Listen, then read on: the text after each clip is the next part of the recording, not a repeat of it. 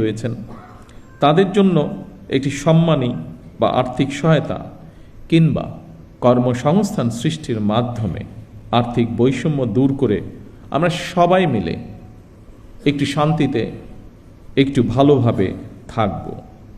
জাতীয় নির্বাচনের আগে আমরা জনগণের কাছে সেই রকমই প্রতিশ্রুতি দিয়েছিলাম।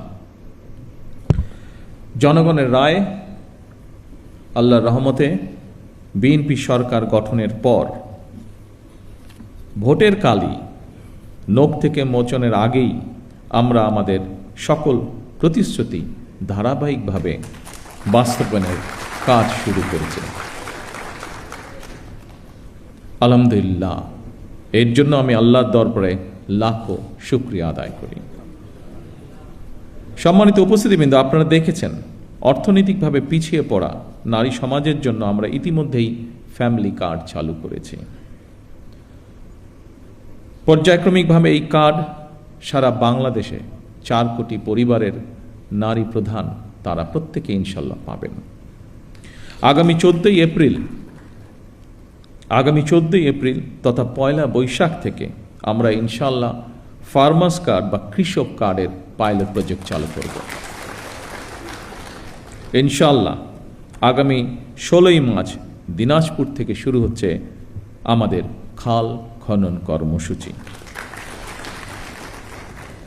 আবারও আল্লাহর কাছে শুকরিয়া, আলহামদুলিল্লাহ, আজ থেকে খতিব, ইমাম, মুয়াজ্জিম এবং অন্য ধর্মের ধর্মীয় গুরুদের জন্য আর্থিক সহায়তা বা সম্মানী কর্মসূচির পাইলট প্রজেক্ট চালু হলো।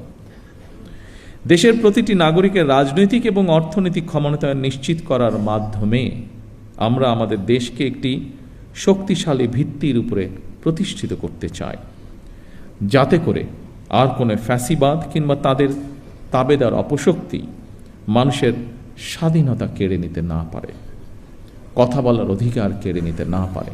আজ এই মঞ্চ থেকেও এরকম একটি কথা বলা হয়েছে যে যারা ধর্মীয় গুরু আপনারা আছেন প্রত্যেকটি ধর্মের, তারা স্বাধীনভাবে যাতে কথা বলতে পারেন সেই বিষয়ে আলোকপাত হয়েছে আজকে এখানে।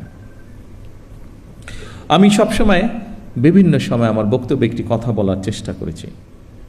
আমি একজন রাজনৈতিক কর্মী হিসেবে দৃঢ়ভাবে বিশ্বাস করি যে দেশের নাগরিকদেরকে যদি দুর্বল করে রাখা হয়